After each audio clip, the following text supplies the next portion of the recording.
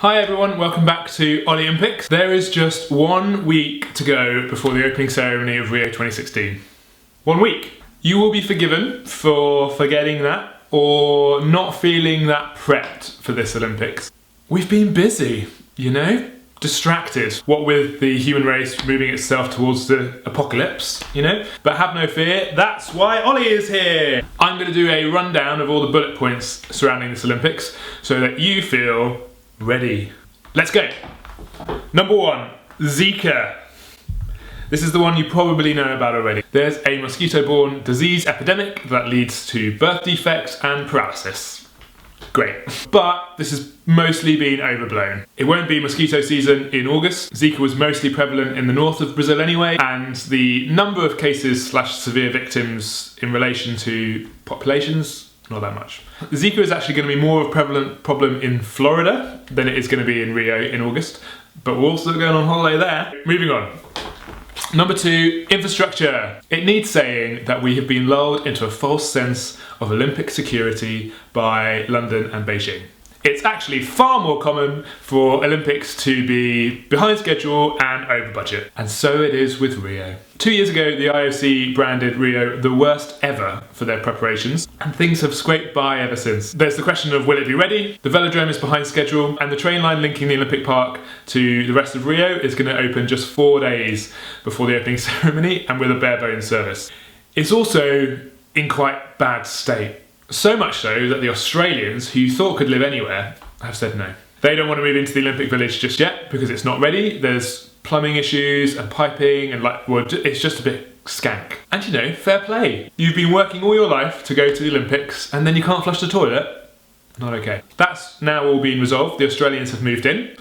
But there's kind of just, a body was washed up on the beach the other day and the water around the sailing venue is still gross. Also on the grossness scale is the massive level of property real estate development. Shuffling out the poor is kind of been a mainstay of the Olympic Games, but Rio seemed to have gone quite far in terms of replacing local communities with lavishly large luxury complexes. Another thing to worry about on the infrastructure side is that the emergency services have said they have not got enough cash to put petrol in the cars, so good luck getting a policeman when you need one. Luckily, the Brazilian and US governments have stepped in with this one, and the army are going to be there. Remembering that that also happened in London. Our private firm hired for security told us that they didn't have enough guards about 3 weeks before, so it happens, you know. Amongst this all, however, as bad as it all is, Brazil is not going to be at the bottom of the list. They won't be as late as the Greeks, as corrupt as Sochi, and as many white elephants as Beijing. So you know. Next, political turmoil. If you thought that US politics, UK politics was a bit mad, Brazil are playing a whole different ballgame. They're impeaching their president. She's out amongst a whole load of links to state-run oil firms and bungs, and just it runs throughout. The guys in line to succeed are not any better. The Brazilians have got a lot going on politically, and there's lots who think that the Olympics are just not going to be enough to distract people. There is every chance that protest, unrest, and locals being pissed off will feature quite heavily in Rio. A small one, but a classic, insignificant sports. Golf was put into the Olympics this year, most think for its money-making potential, but no one's going. In fairness, everyone used to say this about tennis, but I think it's turned itself into a more credible sporting tournament, and so we'll have to wait and see with golf. And now what I think is the most important one, because I think it affects the long-term integrity of the games, you guessed it, Russia and doping. Russia! Man, if you want us to stop stereotyping you as the evil villain, then stop behaving like such dicks. The Russians have been systematically doping, as in secret government departments, holes in the wall, and swapping of samples. It's bad.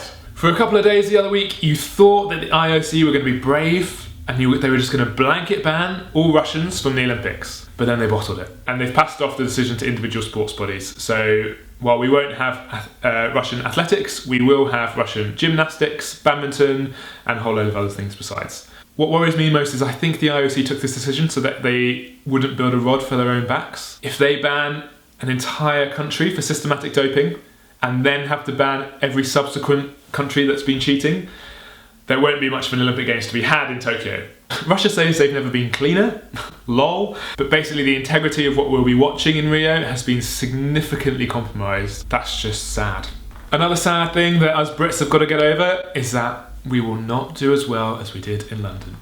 I'm putting that in here just to get it out there because I want us to get over this quick so we can get on with enjoying it. No host nation has followed a home Olympics with more medals. We're just gonna do a bit worse, but let's not worry about it. And those are the headlines.